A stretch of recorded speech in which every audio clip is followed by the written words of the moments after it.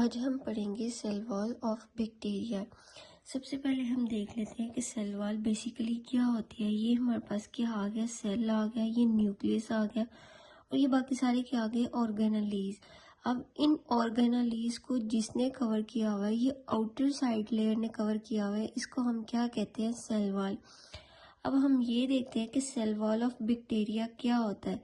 अब ये जो इसकी आउटर साइड जो लेयर होती है वो टफ होती है और रिजिड स्ट्रक्चर होता है इसका। रिजिड मीन्स सख्त, ठीक। अब जो इसकी थिकनेस होती है वो 10 to 25 नैनोमीटर होती है और जो वेट होता है इसका वो 20 to 25% होता है। अब हम इसका फंक्शन देखेंगे कि बेसिकली ये क्यों होती है, किस वजह से होती है, इसका होना क्यों ज़रूरी है, इसके हम फंक्शन में देखेंगे। अब इस सबसे पहला फंक्शन क्या आ जाता है, प्रोटेक्शन।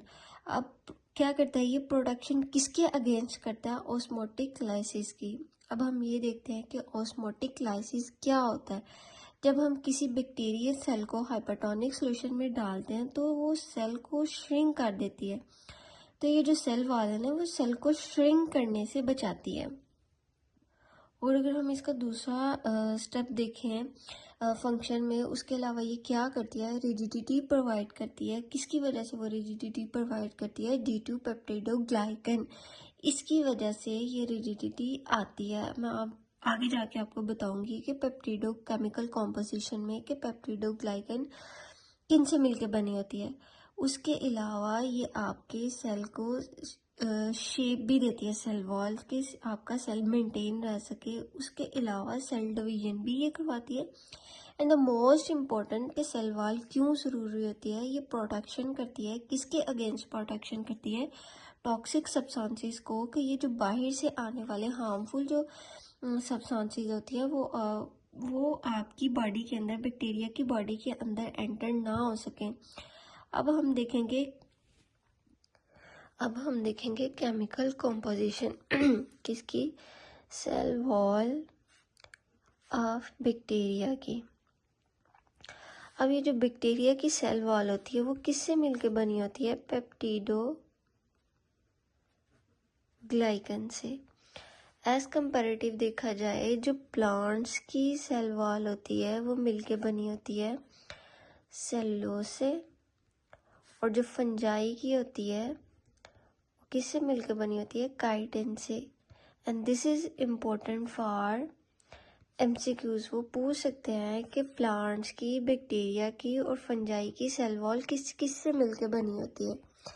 अब हम ये देखेंगे कि जो पेप्टिडोग्लाइकन है, अब बेसिकली जो बैक्टीरिया के अंदर, बैक्टीरिया की बॉडी के अंदर कार्बोहाइड्रेट्स प्रेजेंट होते हैं। वो कौन से दो कार्बोहाइड्रेट प्रेजेंट होते हैं, एन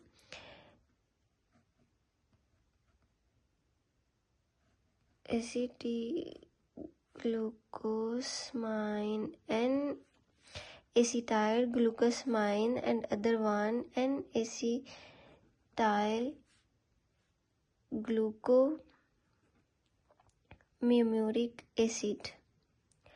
अब ये जो दो कार्बोहाइड्रेट्स होते हैं ये कंबाइन होते हैं, किसके थ्रू कंबाइन होते हैं, एक ब्रिज के थ्रू। अब वो कौन सा ब्रिज होता है, वो ब्रिज होता है अमाइनो एसिड्स का। अब अमाइनो एसिड्स क्या होते हैं, अमाइनो एसिड जो होते हैं वो क्या होते हैं, बिल्डिंग ब्लॉक ऑफ प्रोटीन। अब ये जो बिल्डिंग ब्लॉक ऑफ प्रोटीन्स होते हैं वो क्या होते हैं, अमाइनो एसिड, जो कि मिलके क्या बनाते हैं, पेप्टिडोग्लाइकन। अब पेप्टिडोग्लाइकन कौन बनाती है, ये बैक्टीरिया की सेल वॉल। अब बेसिकली जो सेल वॉल होती है वो किससे मिलके बनी होती है, पेप्टिडोग्लाइकन से। अब ये जो पेप्टिडोग्लाइकन होती है वो स्टेबिलिटी प्रोवाइड करती है, रिजिडिटी प्रोवाइड करती है, वो इन्वायरमेंटल इफेक्ट से बचाती है ताकि आपके सेल को ख़राब ना कर सके।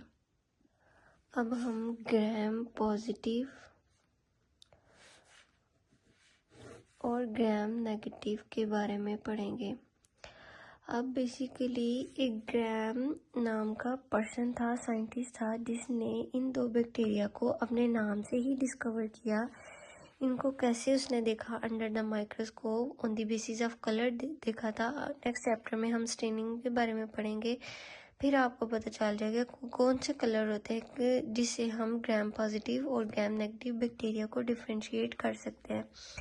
अब हम ये देखेंगे कि ग्राम पॉजिटिव की जो सेल वॉल होती है, सेल वॉल तो दोनों में ही होती है, ग्राम पॉजिटिव में भी और ग्राम नेगेटिव में भी। अब जो ग्राम पॉजिटिव की सेल वॉल होती है वो किससे मिलकर बनी होती है? पेप्टिडोग्लाइकन से।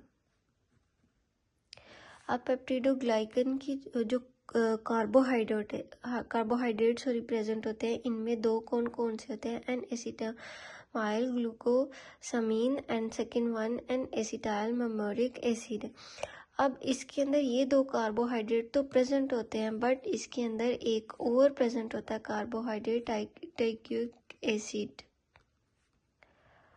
एज कंपैरेटिव देखा जाए तो इसमें टाइक्यूक एसिड जो होता है वो प्रेजेंट नहीं होता, वो इसके अंदर प्रेजेंट नहीं होता, और इसकी जो पीएच होती है वो लो होती है 6 से। उसके अलावा इसका जो स्ट्रक्चर होता है वो सिंपल होता है ग्राम पॉजिटिव का। एज कंपैरेटिव इसका देखा जाए ग्राम नेगेटिव का तो वो कॉम्प्लिकेटेड होता है, ज़रा कम्प्लेक्स होता है। उसके अलावा जो इसका साइज़ होता है ग्राम पॉजिटिव का वो होता है 25 नैनोमीटर, और इसका जो होता है वो 3 नैनोमीटर होता है। एडिशनली इसका ये देखा जाए कि जो इसकी आउटसाइड लेयर होती है इसकी सेल की, इसके बाहर फॉर एग्जांपल ये देख लीजिए हमारे पास सेल आ गया, ये न्यूक्लियस आ गया, और ये बाकी सारे जो ऑर्गेनेलीज हैं इनके बाहर कोई भी सेल नहीं होगी। और इसका देखा जाए ग्राम नेगेटिव का तो ये हमारे पास आ गया सेल, ये न्यूक्लियस आ गया, ये बाकी सारे क्या हो गए? ऑर्गेनेलीज आ गए। ये हमारे पास कौन सी लेयर आती है? सेल मेम्ब्रेन की। और ये कौन सी लेयर आ गई हमारे पास? Cell wall. इसके जो अंदर स्पेस होती है, ये जो इनकी सेल मेम्ब्रेन और सेल वॉल के दरमियान जो स्पेस होती है, गैप होती है, उसको हम क्या कहते हैं? परप्लाज्मिक स्पेस। और इसके अंदर ये जो खाली जगह है, इसके अंदर जो मटेरियल होता है जेल लाइक जो फिल होता है इसके दरमियान, जेल लाइक होता है फिल, उसको हम क्या कहते हैं? पेरीप्लेस। अब जितने भी बैक्टीरिया होते हैं उनके बाहर क्या होती है? सेल वॉल, एक्सेप्ट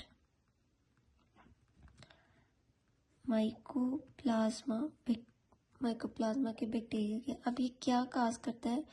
ये नमूनिया काज करता है। अब इसके बाहर सेल वॉल नहीं होती, ये तो इसका स्ट्रक्चर जो है वो रिजिड नहीं होता, थिक नहीं होता, तो ये जल्दी क्योर हो जाता है। ज़्यादातर जो बीमारियां वो किस में पाई जाती है? बच्चों में। इसके बाद हम पढ़ते हैं कैप्सूल के बारे में कि कैप्सूल क्या होता है। अब जो मोस्टली बैक्टीरिया होते हैं, स्पेशली कोकाई एंड बैसिलाई,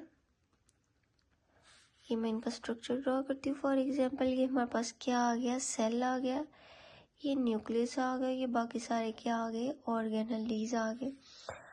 अब ये जो पार्ट होता है हमारा सेल वॉल का बाहर वाला, इसके बाहर एक चिपकने वाला मटेरियल होता है जेलेटिन टाइप, उसको हम क्या कहते हैं? कैप्सूल। ये जो बाहर वाला होता है ना चिपकने वाला जो मटेरियल होगा उसको हम क्या बोलेंगे? कैप्सूल। और ये किससे मिलकर बना होता है? प्रोटीन और कार्बोहाइड्रेट से। उसके अलावा जो इस स्पाइरल्स होते हैं इसके अंदर कैप्सूल प्रेजेंट नहीं होता।